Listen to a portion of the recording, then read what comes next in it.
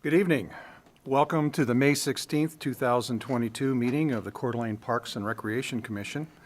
Melissa, will you get us started with the roll call, please? Commissioner Cranston, Here. Commissioner McDowell, Here. Commissioner Lean, Here. Commissioner Tate, Here. Commissioner Hill, Here. Commissioner Bakes, Here. Commissioner Wood, Here. Commissioner Vallely, Commissioner Spencer. Commissioner Lean, how would you like to lead us in the Pledge of Allegiance? Delighted. Can I ask everybody to stand? I pledge allegiance to the flag of the United States of America and to the republic for which it stands, one nation, under God, indivisible, with liberty and justice for all.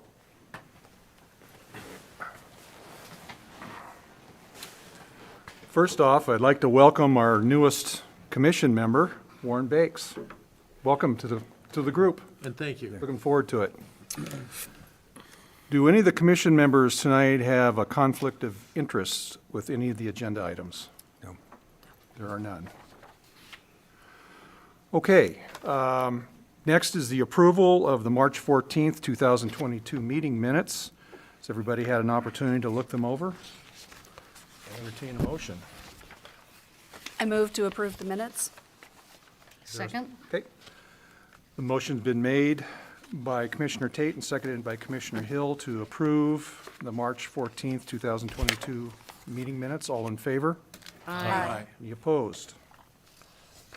Minutes are approved.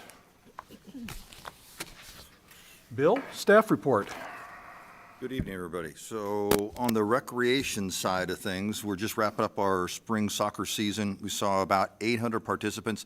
That's $200. It's $200. 200 more children from last spring. Baseball registration just finished up. We have about 350 kids signed up, and that season will start later in June and run through the first week of August. And swim is very popular. We've always got people that fills up as soon as we open the doors. I don't know if you've ever been there on a Monday morning when we open it, but they are out the door waiting at 7:30, trying to get in to get first on the line. So that's a good one. And then we're halfway through our T-ball camp for, believe it or not, 3- and 4-year-olds. And so we had about 50 kids in that program, and it's been really a good success. Jewett House, Adam Rouse is doing a very nice job at getting more weddings there. We have 15 weddings so far this season and 2 other events. One of those is a birthday party and one is a retirement party. So we're getting better use of that facility. On the park side of business, this last week we replaced some mooring lights at our docks. They were old style.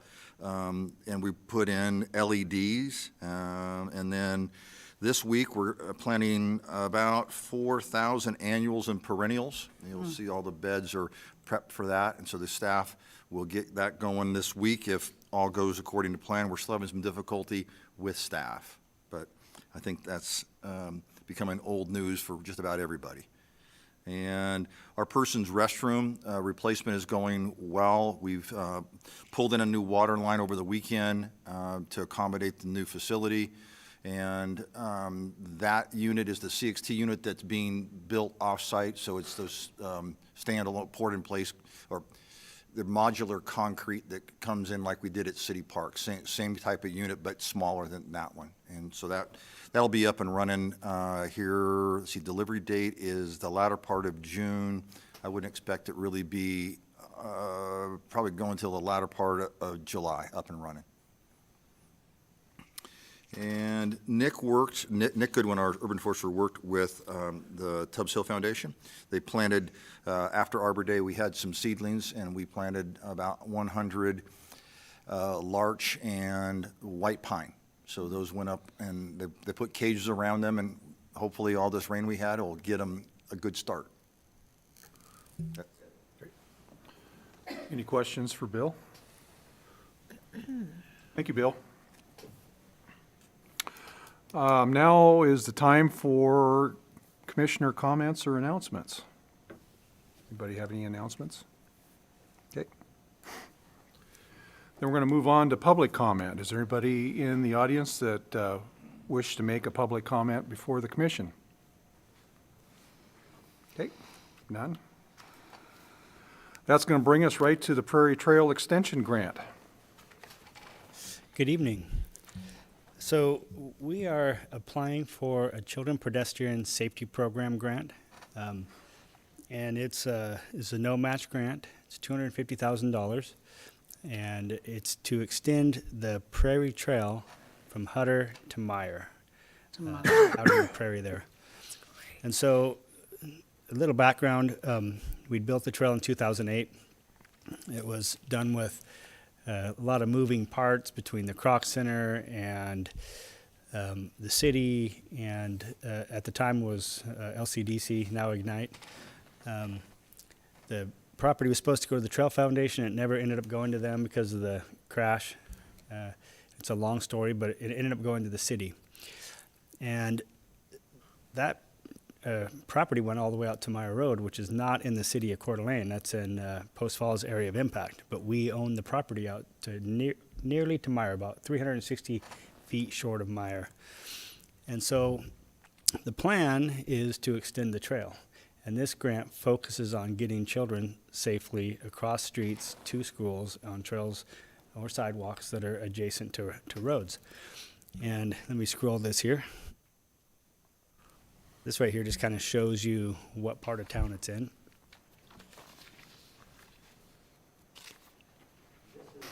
This is a shot of the portion that the city of Coeur d'Alene owns and a couple other portions.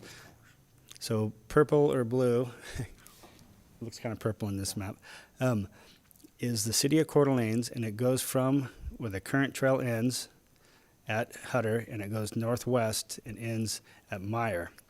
Now that little section in red belongs to the Post Falls Highway District. And the section in yellow belongs to either Post Falls or Kootenai County. But they're all working together to extend the trail from Meyer to 41.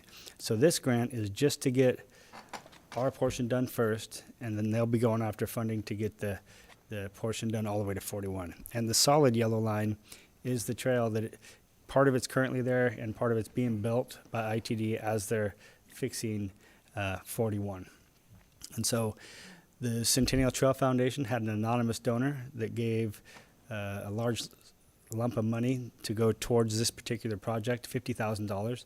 Wow. So they're going to throw that in. We'll have about $300,000 total to build that mile of trail, and that's about what it's going to cost.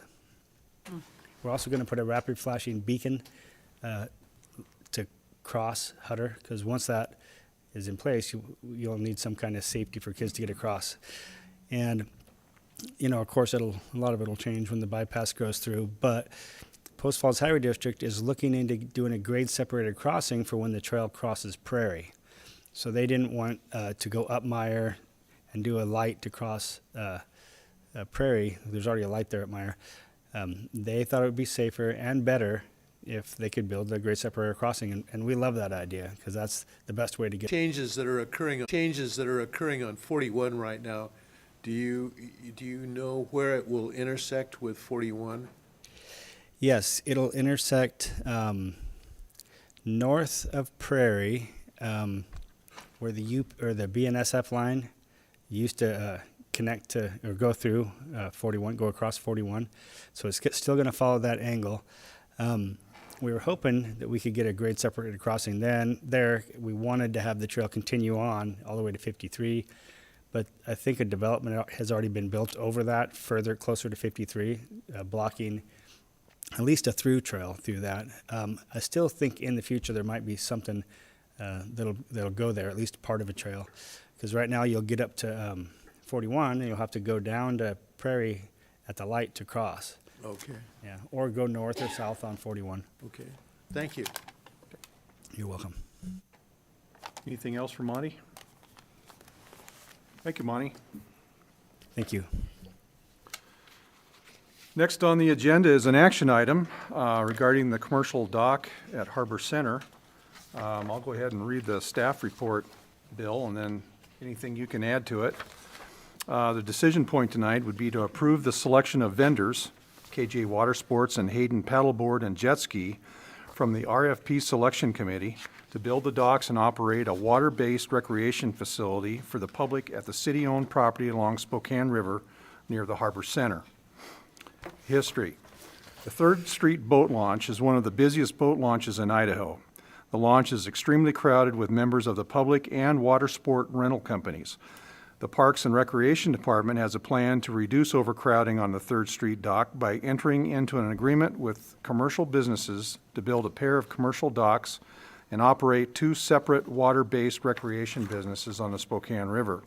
This area has been one of the busiest within our community, and we always strive to stay ahead of the needs of our citizens. This facility will help with several concerns that we identify in the performance analysis. Financial analysis. Per the agreement, the businesses that were selected will each build a dock with 26 slips in the dock system at their cost. The highest scored business, KJ Water Sports, will receive first choice on dock location and has agreed to a lease amount of $30,000 per year paid to the city for use of this property. The second highest scored business, Hayden Paddleboard and Jet Ski, will receive the second dock space and has agreed to a lease amount to the city of $20,000 per year. After the initial 5-year period, the city would receive a minimum payment of $30,000 per year for the dock for the next 5-year period. The renewal of this lease is optional every 5 years. Performance analysis. This new location will help take some pressure off the 3rd Street Boat Launch docks by having some of the boat rental companies launching at this site and allow the public greater opportunity for this type of recreational experience while visiting the park. All funds from this agreement would be placed in the park's capital improvement fund, which will help offset maintenance and repair costs and possible future construction related to waterfront needs. The approval of the agreement is predicated on the approval from the Idaho Department of Lands on an encroachment permit. Again, the recommendation tonight, recommend to City Council the approval of selection of vendors, KJ Water Sports and Hayden Paddleboard and Jet Ski from the RFP Selection Committee to build the docks and operate a water-based recreation facility for the public at the city-owned property along the Spokane River near Harbor Center. Have anything to add, Bill? No, just as a follow-up to what we did, Commissioner Cranston, myself, and Monty set in on the scoring of these proposals. We had a total of 5, but only 3 submissions.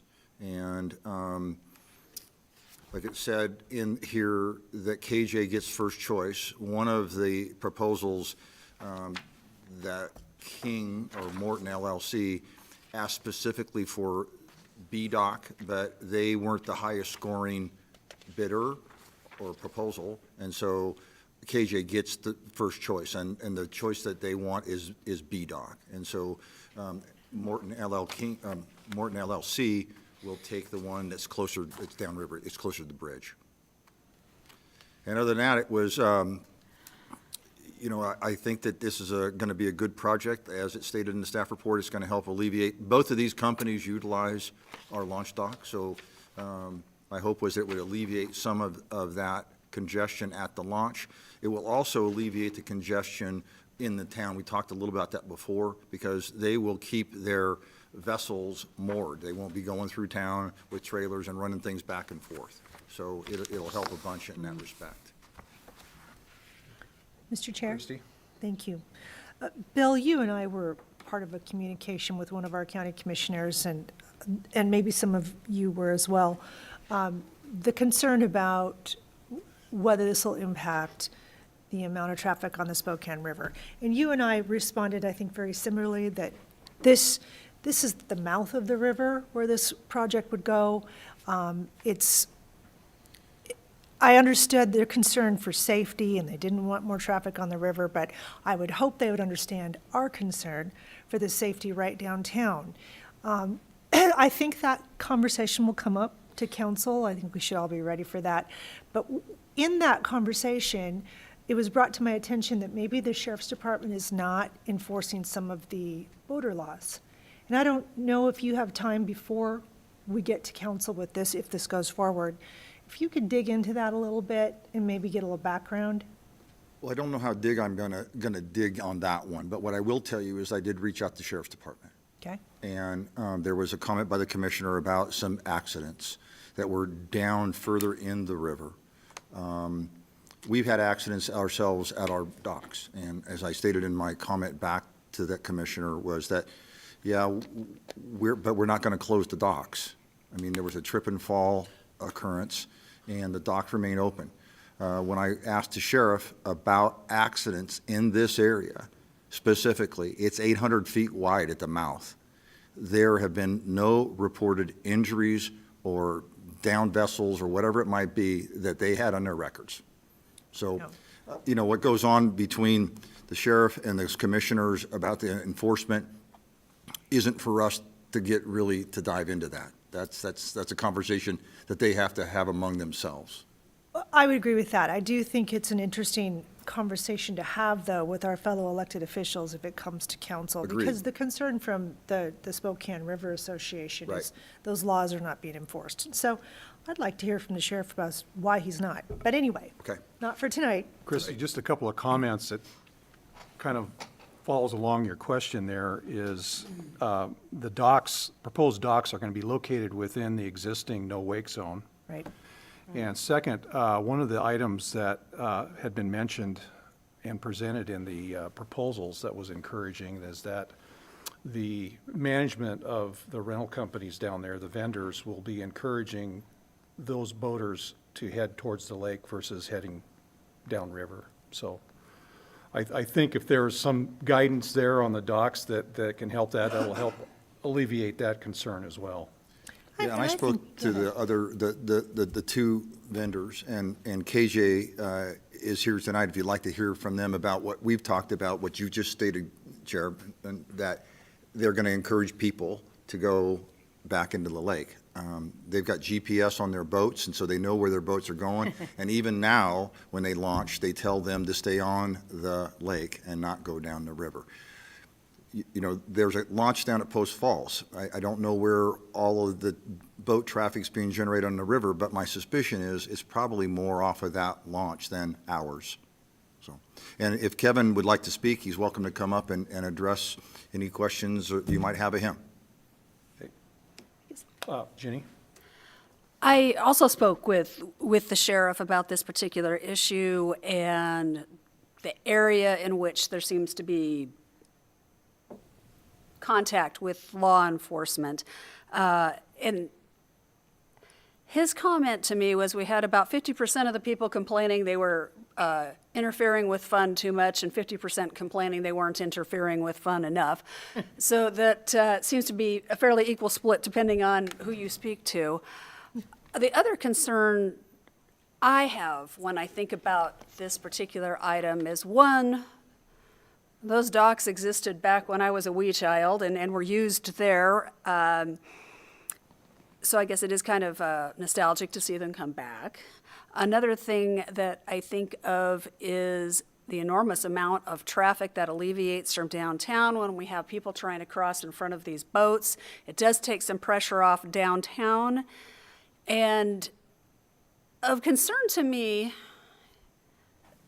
as I've sat on this commission in years, is that we have equal access for all people to get onto the lake. And it seems that if we are limiting people to only access the lake in certain areas, then are we saying that only the people that are wealthy enough to own a house on the river can enjoy the river? That's a question that comes to my mind. I don't know that I have the right answer or the right brains to ask and answer that question, but it seems that the waters belong to everybody and not just the people that are homeowners along the river. Totally agree with that. Any other comments? Bill, indulge the new guy with what may be a dumb question. I'm sure it's been addressed. My office is there in the Harbor Center. One of the things that when I was told that this was under consideration, and I'm sure it's been addressed, is just the seasonal depth of the water there. There's a good portion of the year you can walk across the Spokane River right there. And is that at all a concern? Will it have enough depth that it'll even float the docks? It will, because we had docks there before. Okay, Okay, but the seasonality of that is such that the companies can do a couple of things. Build the docks in such a way that they won't rack. They might have a Okay. platform that they set on Okay. off-season, and/or they could store them. And we do that with our docks at Mill River and at Atlas. We pull them and then bring them back after the water starts flowing. It's flowing pretty good right now. The Avista's letting quite a bit of water out of the dam. But, so that's the way it would work. okay. Thank you. Mike? Yeah, Bill, as far as the operations for these facilities, there's going to have to be some launching at some point, and then I presume they're going to keep the watercraft at the docks. Where That's do you correct. anticipate most of that launching would occur? Well, it probably where they're launching previously, or right now. I mean, they're using our docks. And so in order to get to our launch dock, so in order to get to that, they will have to use that or Blackwell, either one. Blackwell might be easier, it's closer. Blackwell would probably typically be. Okay. If you might just state your name and address for record, and Sure. floor is yours. Kevin Prather, owner KJ Water Sports. Just to address a couple of the concerns as far as the sheriff, and one thing, keep in mind, we can monitor our boats very well with GPS, and we actually have a really good relationship with the sheriff's department. Always introduce ourselves in the beginning of the year. They come and do inspections on all of our boats when they see our boats out on the water. If there's any kind of question at all, we allow 0 alcohol for the driver. I know Idaho, you can, it just falls within driving, but in our contract that they sign, it's 0. And the sheriff knows this. If there's any situation with any of our boats, they're really good about just calling us. And in the contract, we have full rights to pull our boat. So if they're not, in accordance with what our contract says, or if they're doing anything illegal, we can pull that boat. And with the GPS, we know where that boat's at. And if we know the area, it's tracked, every individual boat. As far as the river itself, people usually don't really want to go on the river unless they want to sightsee. There's beautiful homes, and it's a great little tour.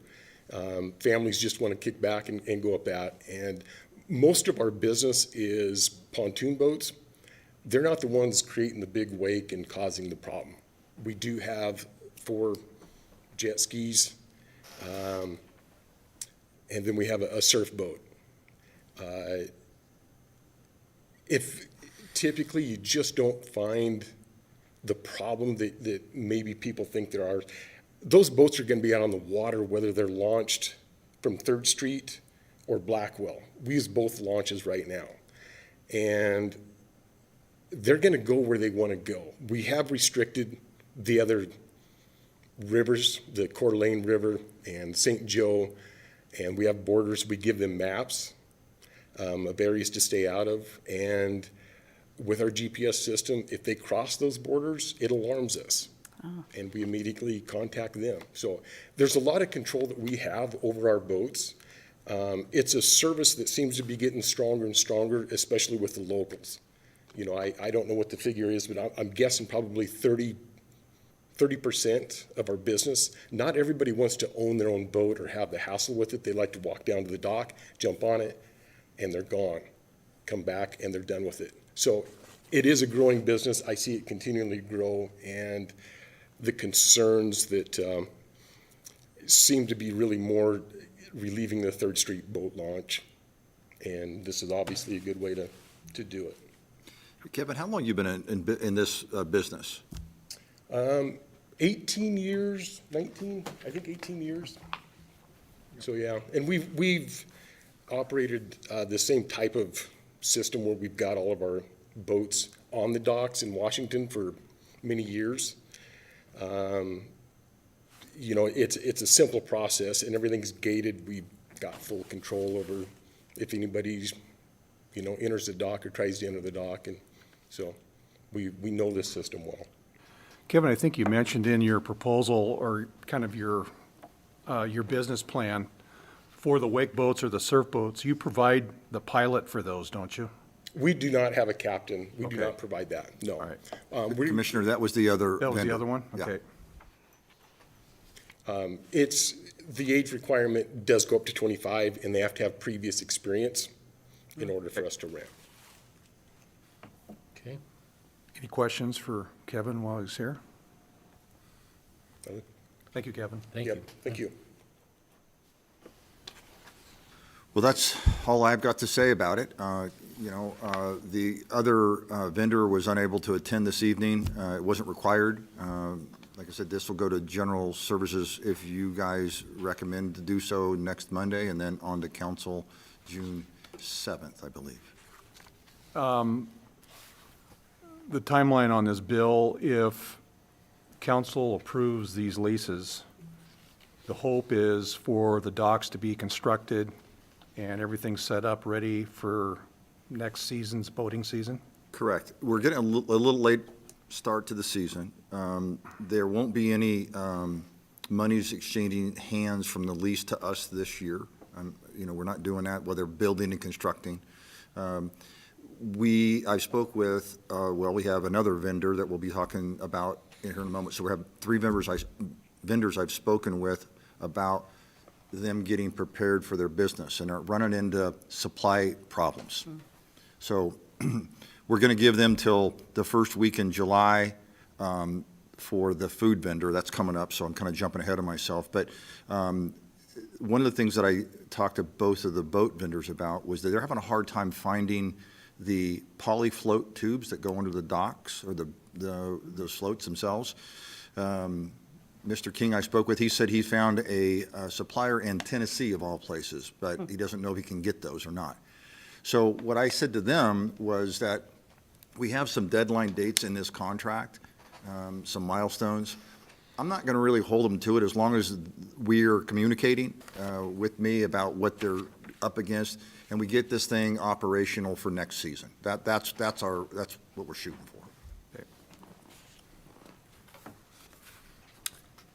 Any further discussion, or someone would like to make a motion? I will. I would recommend that we move this to City Council to approve the selection of vendors KJ Watersports and Hayden Paddleboard and Jet Ski from the RFP Selection Committee to build the docks and operate a water-based recreation facility for the public at the city-owned property along the Spokane River near the Harbor Center. I would second that. Okay. Motion's been made to recommend to City Council the approval of the selection of vendors KJ Watersports and Hayden Paddleboard and Jet Ski from the RFP Selection Committee to build the docks and operate a water-based recreation facility for the public at city-owned property along the Spokane River near the Harbor Center. Any further discussion? All in favor? Aye. Any opposed? Okay. That recommendation is unanimous, Bill, and I guess Very good. now it will go next to General Services Committee. Correct, next Monday, I believe. Okay. Yep. All right, our next action item is the concessions at Atlas Park. The decision point is to approve the proposal received through RFP selection from Paul Mason Food Truck for food concessions at Atlas Park and authorize staff to negotiate with possible food vendors for the remaining 3 locations. History. Atlas Park is Coeur d'Alene's newest waterfront park, and it already sees a large amount of use by visitors. The park was constructed with an area built for up to 4 food trucks to operate from Memorial Weekend through Labor Day. This vendor pad has electric and water built in for use by food concessionaires. Food concessions will provide a needed service for the visiting public. City Council approved the advertisement for this RFP on April 19th. Financial analysis. The fee for each agreement will be a minimum of $5,000 per year for 3 years, with the option to renew for an additional 3 years for each vendor. Payments shall be made before April 15th for each subsequent year, with the payment being made to the city's Parks and Recreation Department and deposited in the Parks Capital Improvement Fund.